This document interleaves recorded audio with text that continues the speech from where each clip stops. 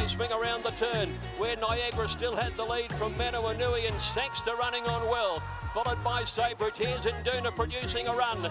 300 left to go, and Sangster got to the lead. Manawanui's trying to go with him. Sangster led by 3/4 from Manawanui. 2 lengths Induna, and then Zabillionaire. Sangster the leader. He chopped off Manawanui as he darts down to the inside. Induna running on. Sangster in front with 75 to go. Induna charging. Sangster ran a half in front. Induna diving, but missed. Sangster by a head. Induna. Sabridge a length and a half third from Isopek Zabillionaire.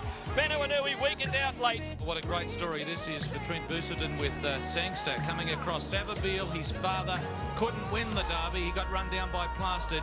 But Sangster, it looked like he was going to be run down by Induna, but he's been able to hang on. Huey Bayman wins another Derby, and Sangster, a brilliant ride it was too.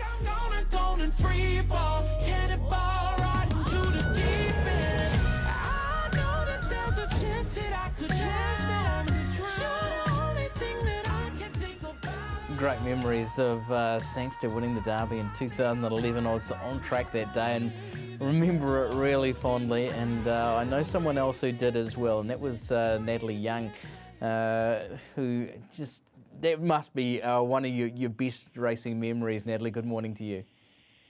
Hi, how you going? Yeah, it sure was. I think the best memory was we got on course and a big bird shat down the back of Trent's back. So all the owners that were with us, we didn't put another $1,000 on at $11.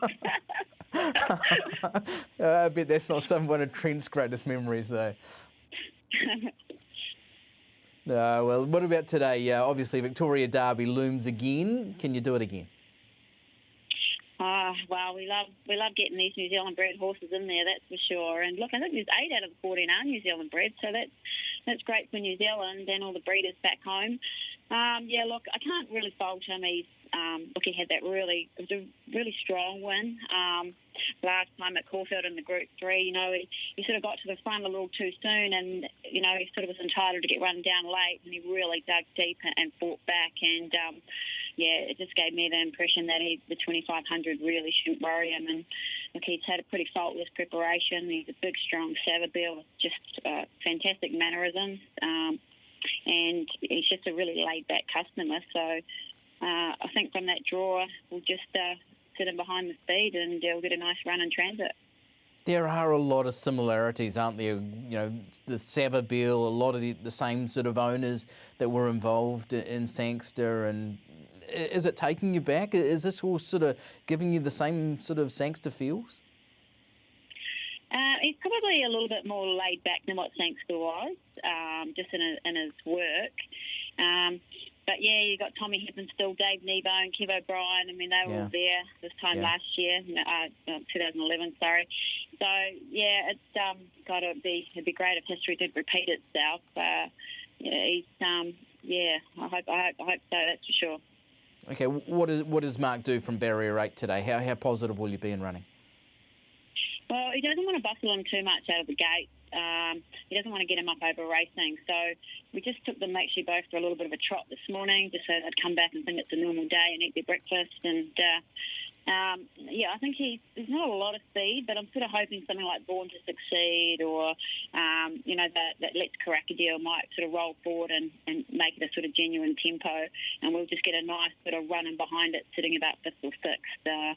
He's had a wide gate in his last couple of runs, and he's had to do a little bit of work, early stages and mid part of the race. So it'd be nice for him to just sit a little bit more conservatively today and save that really good final turn of foot that he's got for those last sort of 200 metres at that long straight at Flemington. Yeah, of course. He's not the only one you've got in the race. Wetheimer's been in okay form as well, and again goes around in Tommy Heppenstall's colours. We saw Tommy leading the Sangster back in that clip. It was a maiden winner 4 starts back. What has he shown you since to have you ready for a derby? Look, his form probably suggests a little bit better. He's a little bit lost that way round in the Spring Champion when we took him to Sydney, and he got a little bit of a knock at the top of the straight when he was just starting to get into a bit of a rhythm. And He's not an overly big Tavistock, and he just didn't really recover from it. But the fact that Cherry Tortoni was in that race and he come out and won the bars, it means that, it just gives us confidence that we can turn his form around. His work's been really good, and if you go back to the Derby trial, he just couldn't get a run anywhere, so he was a little unlucky. His work's been really good. He's bouncing around, and they both had a nice little run up on Thursday, just to stretch your legs up the straight. And there really wasn't much between them. So, I think with Bowman on board and an inside gate, we'll probably leave it to them. They know what they're doing. But I suggest, they probably be quite near each other in the running and just conserve their energy till late. Okay, what's the leaning? What's the winner from the Bussard and Young team for the Derby today? Well, I would like to say Albarado. Either, to be honest.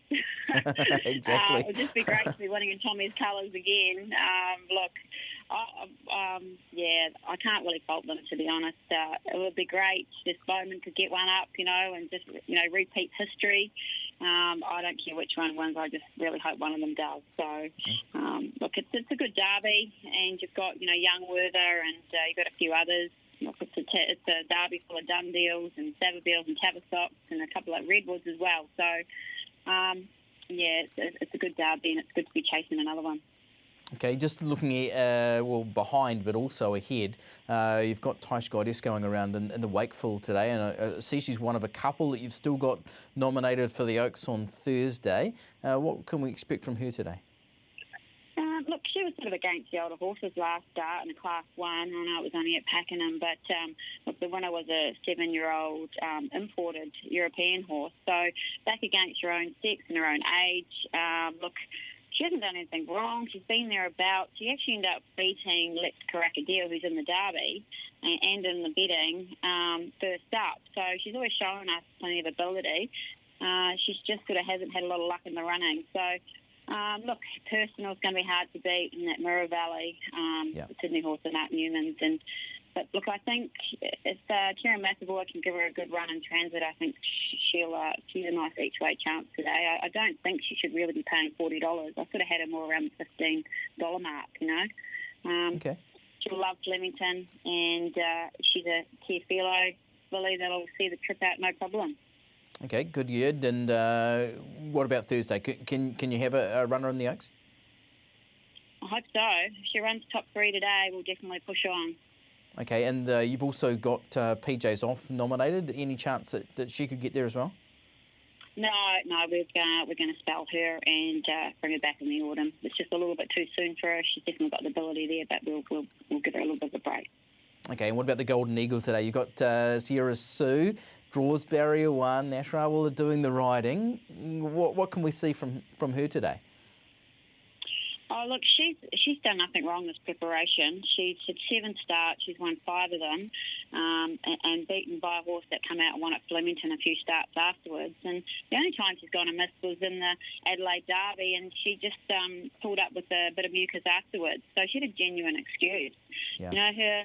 Her time her last 600 was 32.12 in the Group 2 Rose of Kingston. It was a huge, huge run, especially defying the odds on the tempo of the race. So she's travelled up. She's left Thursday night. She's eaten up. Spoke to Bjorn this morning, and he said she just looks like she's in the zone, and she's dappled from head to toe. She looks outstanding. So it's a heavy 8 there. That's the question mark. She's won on a soft 7, but not so much heavy. But being a Darcy Brahma and Centane line, you think she'd get through it no problem. And maybe barrier 1, they'll be fanning out, and she might get a bit more of an economical run. Absolutely, fingers crossed, and rounds out what's going to be a massive day for you. Just tell us about Tuesday. What about Skyward? What's the word there? Well, we don't know if we're going to get a run. Probably very unlikely. I reckon we're probably going to sit about 26th or 27th. So I reckon we'll miss out by a couple. I wish we would. Actually, Glenn Boss came in this morning and had a go up on him. We just wanted to get a little bit of his opinion on whether, if we don't get in the Cup, there we go to McKinnon or the Queen Elizabeth, and sort of favouring we go to McKinnon next Saturday, the Group 1 2,000 metres. So I think that last, the Geelong Cup, I think he's just sort of been out of quarantine for 3 days, and it just might have been settling into a new environment. Okay. So I think that could be a little bit of a forgive run. But look, he's really freshened up and brightened up since then, and his work this morning with Mirage Dancer was outstanding. Okay, really good. Really appreciate you giving us the time here in New Zealand, Natalie. And as we say, we're wishing you all the best from this side of the Tasman in today's Victorian Derby. Natalie Young trains in partnership with Trent Parson there at Cranbourne, and yes, looking for Derby number 2 at Flemington today. We're going to take a short break here on TPL Live. We'll catch up with Matthew Cameron when we return.